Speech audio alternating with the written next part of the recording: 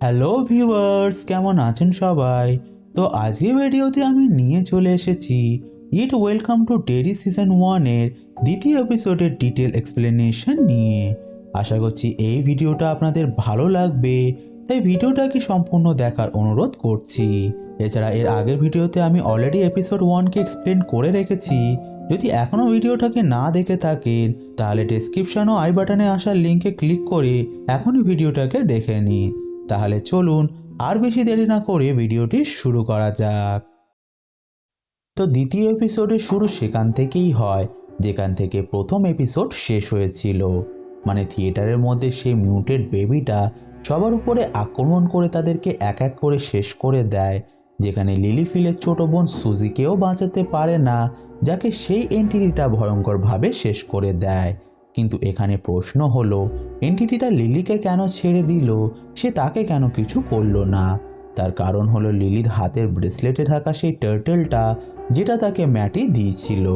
আসলে ইট ইউনিভার্সে turtle ম্যাচুরিনকে represent করে, যাকে ইউনিভার্সের প্রোটেক্টর হিসাবে গণ্য করা হয়, যে প্যানিভাইসের সবথেকে বড় শত্রু। তাই প্যানিভাইস কোনো না কোনোভাবে তার থেকে দূরে থাকে। ঠিক তখনই হঠাৎ করে আমরা লিলিকে ঘুম থেকে ভয় পেয়ে জেগে উঠতে দেখি, যেটা দেখে আমরা বুঝতে পারি লিলির মনে সেই ভয়ঙ্কর ঘটনাটা এমনভাবে বসে গিয়েছে যে প্রতি রাতে সেটা তাকে ভয় দেখায়। এখন দৃশ্য পরিবর্তন হয়ে আমাদের দুজন পুলিশ অফিসারকে দেখানো হয়, যারা রনির বাবার উপরে নজর রেখে দিয়েছিল, কারণ তাদের ধারণা ম্যাটির গায়েব হওয়ার পিছনে তারই হাত আছে। শুধু এটাই নয়, এই সময় দেশে রেসিজম খুব চলছিল, তাই রনি, যার পুরো নাম ছিল ভেরোনিকা গ্রাগান, তারা ব্ল্যাক হওয়ার কারণে পুলিশেরা তার বাবাকে ইচ্ছা করে ফাঁসানোর চেষ্টা করছিল। শুধু এটাই নয়, টেডি, ফিল ও সুজির মৃত্যুর জন্য তারা ও শহরবাসীরা হ্যাংকেই সন্দেহের চোখে দেখছিল। এখানে অফিসার দুটোর কথার মাধ্যমে আমরা জানতে পারি থিয়েটারের মধ্যে ফিল, টেডি ও সুজি মারা তো গিয়েছে, কিন্তু তাদের মৃতদেহের কোনো হদিশ পাওয়া যায়নি। ফলে পুলিশ ও শহরের মানুষজন ধারণা করছে যে হ্যাংকের পরিবার তাদের দেহগুলোকে খেয়ে ফেলেছে, যেটাতে বোঝা যায় এই শহরের মানুষজনের মানসিকতা কতটা জঘন্য। এদিকে বাড়ির মধ্যে হ্যাংকের মা জানায় শহরের লোকজন তাকে সন্দেহের চোখে দেখছে, যেটা শুনে হ্যাংক তার মাকে বলে এটা তো মানুষজনের কাজ, তাছাড়া যেহেতু সে কিছু করেনি তাহলে তার ভয় পাওয়ার কোনো কারণ সে দেখছে না। এখন এই সমস্ত কথাগুলো রনি লুকিয়ে লুকিয়ে শুনছিল, তাই তার বাবা তাকে বাইরে আসতে বললে রনি বার হয়ে তার বাবাকে জিজ্ঞাসা করে তারা কি সত্যিই তোমায় নিয়ে চলে যাবে। উত্তরে হ্যাংক তাকে বুঝিয়ে বলে যতদিন সে আছে ততদিন কেউ তাদের কোনো ক্ষতি করতে পারবে না। এখন যেহেতু হ্যাংকের মা শহরের লোকজনের রেসিস্ট ব্যবহারে তিক্ত হয়ে পড়েছিল, তাই সে হ্যাংকে জানায় সে যেন রনিকে পুনরায় স্কুলে পাঠায়, যাতে সে শিক্ষিত হয়ে এই শহর ছেড়ে দূরে চলে যেতে পারে, কারণ তাদের তো বয়স হয়ে গিয়েছে। কিন্তু রনির এখন পুরো জীবনটাই পড়ে আছে। কথাটা শুনে হ্যাংক প্রথমে তো রাজি হয় না, কিন্তু তার মায়ের জোর করাতে অবশেষে সে রাজি হয়ে যায়। অন্যদিকে একই সময় আমরা ক্যাপ্টেন হ্যালল্যান্ডকে দেখতে পাই, যে শহরের মধ্যে একটা ঘর নিয়েছিল, যেখানে আজ তার পরিবারও চলে আসে, যার মধ্যে তার ছেলে উইলিয়াম ও স্ত্রী শার্লেট ছিল, যাদের দেখে হ্যালল্যান্ড প্রচণ্ড খুশি হয়। এখন বাড়িটা শার্লেটের খুব পছন্দ হয়, কিন্তু সে এর মধ্যেই আশেপাশের লোকজনের রেসিস্ট ব্যবহার লক্ষ্য করে নেয়, যার জন্য সে একটু চিন্তিত হয়ে বলে তারা সত্যিই এখানে থাকতে পারবে তো। উত্তরে হ্যানল্যান্ড তাকে মোটিভেট করে বলে তাদের এখান থেকে তাড়াতে গেলে লোকজনকে সরকারের সঙ্গে কথা বলতে হবে, যেটাতে শার্লেট আর কিছুই বলে না। এদিকে হ্যানল্যান্ডের ছেলে উইলিয়াম তার রুমে পৌঁছে লক্ষ্য করে তার বাবা তার জন্য একটা টেলিস্কোপ উপহার এনেছে, যেটা পেয়ে সে প্রচণ্ড খুশি হয়। এখানে আমরা জানতে পারি হ্যানল্যান্ড তার স্ত্রীর কথাতেই তার ছেলের জন্য এই উপহারটা নিয়ে এসেছিল, কারণ উইলিয়ামের বিজ্ঞানের প্রতি খুবই আগ্রহ ছিল, যে মহাকাশের মধ্যে লুকিয়ে থাকা রহস্যগুলো সন্ধান করতে ভালোবাসত। এখানে আমরা এটাও জানতে পারি যেহেতু হ্যানল্যান্ড তার কাজে সবসময় ব্যস্ত থাকতো, তার জন্য সে তার ছেলেকে বেশি সময় দিতে পারত না, আর এই কারণেই সে তার ছেলের পছন্দ অপছন্দের বিষয়ে বেশি অবগত ছিল না। তাই শার্লেট তাকে এই বিষয়ে সাহায্য করত, যাতে করে বাবা ও ছেলের মধ্যে সম্পর্ক বজায় থাকে। অন্যদিকে আমরা মার্চকে স্কুলে আসতে দেখি, যেখানে শহরের অবস্থার জন্য কারফিউ লেগে গিয়েছিল, তাই প্রিন্সিপাল স্কুলের সমস্ত ছাত্রছাত্রীদের জানিয়ে দেয় তারা যেন সন্ধ্যা হওয়ার আগেই নিজের নিজের বাড়িতে ফিরে যায়। তখনই মার্চ স্কুলের দুই পপুলার মেয়ে প্যাটি ও তার দুই বন্ধুদের সঙ্গে মেশার চেষ্টা করে, কিন্তু তারা তাকে মোটেও পাত্তা দেয় না। ঠিক তখনই আমরা স্কুলে রনিকে আসতে দেখি, যাকে দেখে স্কুলের সমস্ত ছাত্রছাত্রীরা আলোচনা করতে শুরু করে দেয় যে তার বাবা হত্যাকারী, যেটা মোটেও সত্যি ছিল না। এরপর ক্লাসরুমের মধ্যে মার্চ লিলির সঙ্গে কথা বলে যে জানে সে যেন রনির সঙ্গে বেশি মেলামেশা না করে, কারণ সবাই বলছে তার বাবা হ্যাঙ্কি হত্যাকারী। তাছাড়া বিষয়টা প্যাটি গ্রুপও পছন্দ করছে না, তাই তার রনির থেকে দূরে থাকাটাই শ্রেয়। কথাটা শুনে লিলি প্রচণ্ড রেগে যায়, যে মার্চকে স্পষ্ট জানিয়ে দেয় যে তুমি নিজেও জানো আসল সত্যিটা কি, তাছাড়া তোমার প্যাটি গ্রুপকে নিয়ে কথা বলার আমার কোনো ইচ্ছাই নেই। ঠিক তখনই ক্লাসের মধ্যে উইলিয়াম চলে আসে, যে ক্লাসে আসতে দেরি করাতে তাদের টিচার তাকে কথা শুনিয়ে দেয়, যেটা মোটেও উচিত নয়, কারণ তার আজ স্কুলের প্রথম দিন ছিল। তবুও উইলিয়াম তাদের টিচারের কাছে ক্ষমা চেয়ে নিয়ে যখন তার জায়গায় গিয়ে বসতে যায়, তখনই ক্লাসের একটা ছেলে তার চেয়ার সরিয়ে দেয়। ফলে উইলিয়াম পড়ে গেলে সবাই তার উপরে হাসতে শুরু করে দেয়। আর এটা দেখে আমরা বুঝতে পারি রেসিজমের রোগ এতটাই শহরের মধ্যে ছড়িয়ে পড়েছিল যে বাচ্চারাও তার শিকার হয়ে পড়েছিল। এরপর আমাদের ক্যাপ্টেন হ্যালনানকে দেখানো হয়, যে হেডকোয়ার্টারে এসে কর্নেল ফুলারের সঙ্গে দেখা করে, যেখানে ফুলার তাকে জানায় যে তিনজন তার উপর আক্রমণ করেছিল তাদের মধ্যে একজন ধরা পড়েছে, যেটা আর কেউ নয় সেই অফিসারটা যে প্রথমে তাকে অসম্মান করেছিল, যার নাম হলো মাস্টার্স। তাই তার উপরে জিজ্ঞাসাবাদ চলছে, ফলে খুব তাড়াতাড়ি তারা বাকিদেরকেও ধরে ফেলবে। কথাটা শুনে হ্যালনান চলে যেতে গিয়ে আবারও ফিরে তাকিয়ে ফুলারকে জিজ্ঞাসা করে, মাস্টার্সের থেকে যে গানটা পাওয়া গিয়েছিল সেটা ম্যাকারফ পিএফ, তাই না? উত্তরে ফুলার জানায়, তোমার চোখের সত্যিই প্রশংসা করতে হবে, এত অন্ধকার থাকা সত্ত্বেও তুমি একদমই সঠিক দেখেছ, সেটা সোভিয়েত ইউনিয়নের বানানো। দৃশ্য পরিবর্তন হয়ে আমাদের শার্লেটকে দেখানো হয়, যে মার্কেটে গিয়েছিল কিছু জিনিস কিনতে। তখনই সে লক্ষ্য করে বেশ কিছু লোকজন পল বানিয়ানের স্ট্যাচু বানানোর বিরুদ্ধে প্রোটেস্ট করছে, কিন্তু তারপরেও কাজ বন্ধ হচ্ছে না। এখানে আপনাদের জানিয়ে দিই, এটা সেই স্ট্যাচু যেটাকে ইট চ্যাপ্টার 2-তে প্যানিওয়াইজ জীবন্ত করে লুজার গ্রুপের উপরে আক্রমণ করেছিল। এখন পথে যাওয়ার সময় শার্লেটের সঙ্গে একটা ইয়ং ফার্মাসিস্টের দেখা হয়, যেটা আর কেউ নয়, ইট চ্যাপ্টার 1-এ দেখা নরবার্ট কিন ছিল, যে বেভারলিকে মোলেস্ট করত। এরপর আমরা শার্লেটকে একটা মিট শপে গিয়ে মিট নিতে দেখি, যার ওনারের নাম ছিল স্টার্ন কার্সের, যাকে আমরা ইট চ্যাপ্টার 2-তে বার্বারলির হাউস ওনার হিসাবে দেখেছিলাম। এখন স্টার্ন শার্লেটের সঙ্গে কথা বলে তাকে ভালোভাবে গ্রিট করে, যেটার পর সে যখন তাকে মিট দিচ্ছিল, তখনই শার্লেট বাইরে কিছু বদমাশ ছেলেকে লক্ষ্য করে, যারা একটা ছেলেকে ধরে মারধর করছিল। ফলে বিষয়টা দেখে শার্লেট দ্রুত মিট শপ থেকে বার হয়ে ছেলেটাকে বাঁচিয়ে নেয়, কিন্তু অদ্ভুত বিষয় হলো বাকিরা তাকে সাহায্য করার জায়গায় উপরন্ত শার্লেটের দিকে এমনভাবে তাকিয়েছিল যেন সে খুব বড় কোনো অপরাধ করে ফেলেছে। তাই বাড়ি ফিরে রাতে খাওয়ার সময় শার্লেট তার স্বামী ও ছেলেকে বিষয়টা জানায় এবং বলে তার মনে হচ্ছে এখনই ছেলেগুলোর ঠিকানা খুঁজে তার মা বাবাকে বিষয়টা জানিয়ে আসি। কিন্তু কথাটা শুনে উইলিয়াম আপত্তি জানায়, তাই শার্লেট জিজ্ঞাসা করে, স্কুলে তোমার দিন কেমন গেল, তোমাকে কেউ বুলি করেনি তো? উত্তরে উইলিয়াম মানা করে দিয়ে তার রুমে চলে যায়। ফলে বিষয়টা দেখে হ্যালনান শার্লেটকে বলে, তোমার সব বিষয়ে মাথা গলানোর প্রয়োজন নেই, যেটাতে তাদের দুজনের মধ্যে কথা কাটাকাটি হয়ে গেলে অবশেষে হ্যালনানি শার্লেটের কাছে ক্ষমা চেয়ে নিয়ে বলে আজ তার দিনটা ভালো ছিল না, তাই সে এমন বলে ফেলেছে, যেটা শুনে শার্লেট তাকে ক্ষমা করে দেয়। অন্যদিকে একই সময় আমরা রনিকে দেখতে পাই, যে তার বিছানায় ঘুমাচ্ছিল। ঠিক তখনই তার ঘুম ভেঙে গেলে তার মনে হয় যেন বিছানার মধ্যে কারো হৃদস্পন্দন হচ্ছে। ফলে বিষয়টা দেখে রনি প্রচণ্ড ভয় পেয়ে যায়, যে চাদর সরিয়ে সেখান থেকে পালানোর চেষ্টা করতে গেলে সে বার হতে পারে না, কারণ চাদর যেন শেষই হচ্ছিল না, যেটা ধীরে ধীরে চামড়ায় পরিণত হয়ে যায়, যার মধ্যে শিরাও দেখা যাচ্ছিল।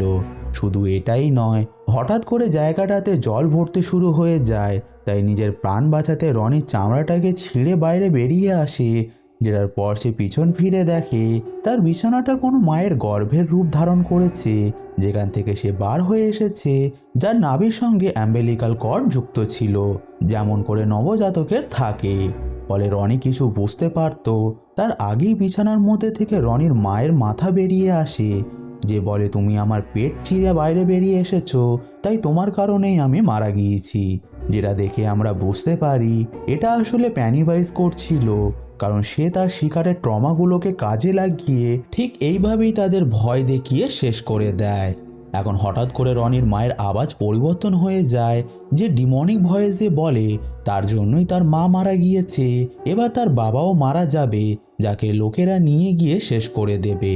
আর এটা বলার পর সে ভয়ঙ্কর রূপ ধারণ করে রনিকে অ্যাম্বেলিকাল কর্ডের সাহায্যে পুনরায় পেটের মধ্যে টানতে শুরু করে, যেটা এখন প্যানিভাইজের মুখে পরিণত হয়ে গিয়েছিল, যার বড় বড় তীক্ষ্ণ দাঁতও ছিল। তাই নিজের প্রাণ বাঁচাতে রনি নিজেকে ছাড়ানোর চেষ্টা করতে লাগে, কিন্তু তাতে কোনো লাভ হয় না। আর ঠিক তখনই রনি পেটের মধ্যে দুটো হলুদ উজ্জ্বল চোখকে লক্ষ্য করে, যেটা আসলে প্যানিভাইজেরই চোখ ছিল। তাই আর কোনো উপায় না থাকায় রনি অবশেষে অ্যাম্বেলিকাল কর্ডটাকে নিজের দাঁত দিয়ে কেটে দিয়ে নিজেকে বাঁচিয়ে নেয়। ঘটনাটির পর রনির মায়ের রূপধারী সেই এন্টিটিটা হঠাৎ করে রনির একদম কাছে চলে এসে তাকে ভয় দেখায়। ফলে রনি উচ্চস্বরে চিৎকার করে ওঠে, যা চিৎকার শুনে রুমের মধ্যে তার বাবা ও দাদি চলে আসে, যারা রনিকে সামলে নেয়। আর তখনই রনি লক্ষ্য করে সব কিছু আবার পুনরায় স্বাভাবিক হয়ে গিয়েছে। অন্যদিকে একই সময় আমরা কর্নেল ফুলারের ড্রাইভার অফিসার ডিক হ্যালরনকে দেখতে পাই, যে তার দুজন সঙ্গীর সঙ্গে বারে বসে আড্ডা দিচ্ছিল, যার দরুন সে তাদের জানায় সে একটা সিক্রেট মিশনে কাজ করছে। কিন্তু তার সঙ্গীরা হ্যালরনের কথা বিশ্বাস করে না এবং তার উপর হাসতে শুরু করে দেয়। তখনই সেখানে পুলিশ চিফ ক্লেন চলে আসে, যাকে ড্রিঙ্ক করতে দেখে সিসি কাউন্সিলর ও তার সঙ্গী চলে আসে, যে ক্লিনকে জিজ্ঞাসা করে সে এখনও হ্যাংকে অ্যারেস্ট কেন করেনি।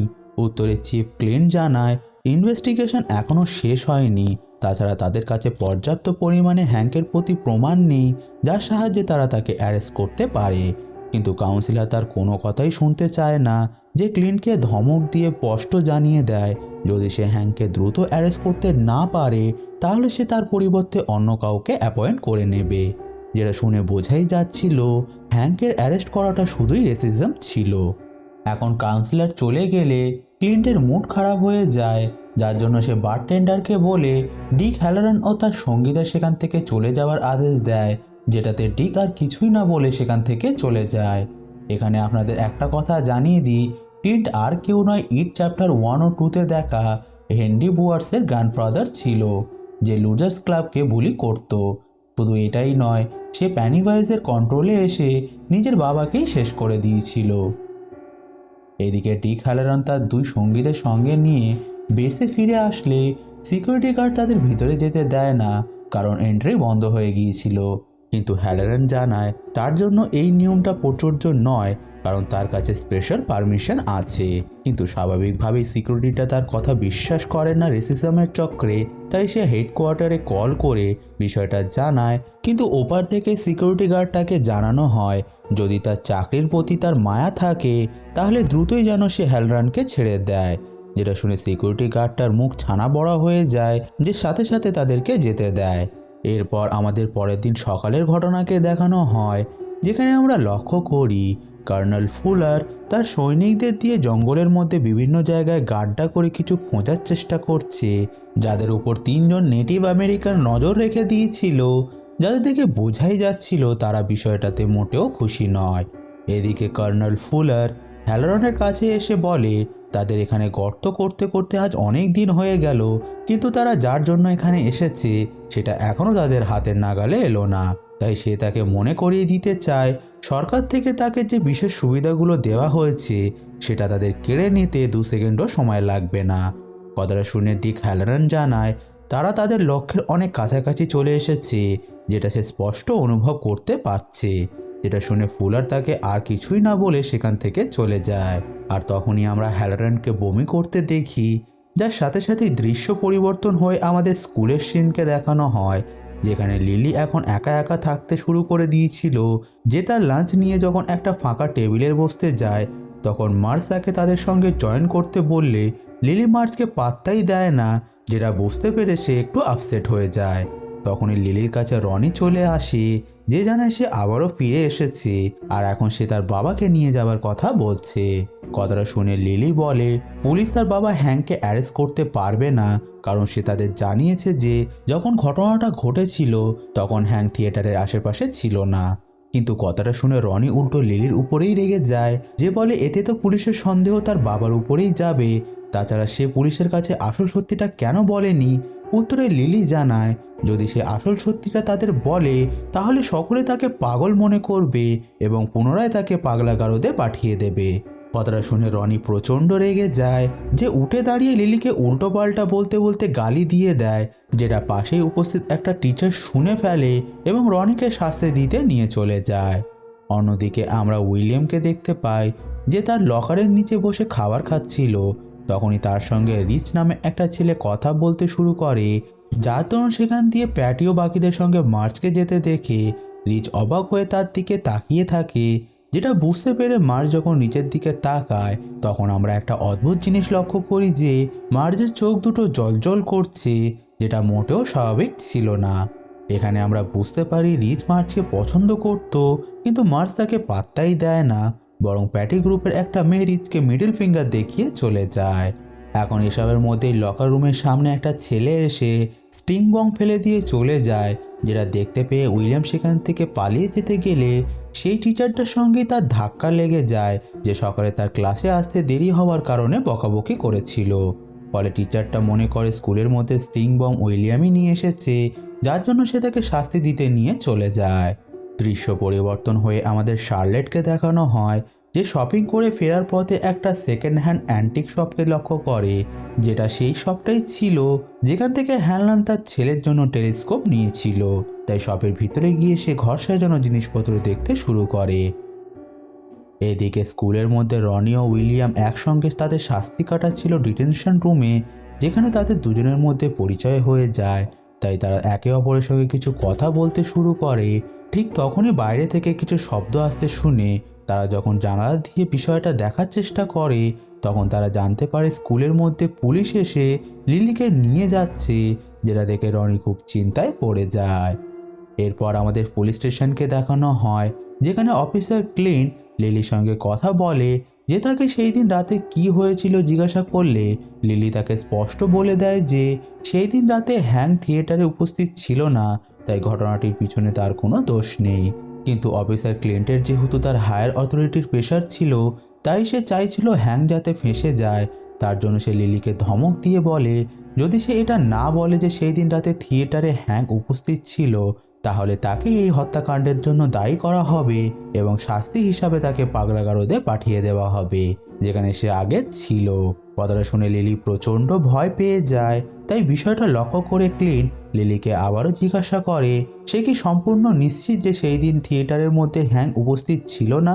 উত্তরে লিলি কিছুই না বললে এই কথাটাই উৎস করে অফিসার ক্লিন সেই দিন রাতেই হ্যাংকে অ্যারেস্ট করে নেয়, যেখানে রনির দাদি পুলিশদের অনেক কাকুতি মিনতি করে তার ছেলেকে ছেড়ে দেওয়ার জন্য, কিন্তু তারা তার কোনো কথাই শোনে না। তাই সে তাদের প্রতিবেশীদের বলে বিষয়টার জন্য প্রতিবাদ করতে, যারা তাদেরই কমিউনিটির লোক ছিল, কিন্তু কেউ কোনো কথাই বলে না। ঘটনাটিতে রনি প্রচণ্ড আঘাত পায় যে এই সমস্ত ঘটনার জন্য লিলিকেই দোষী মনে করে।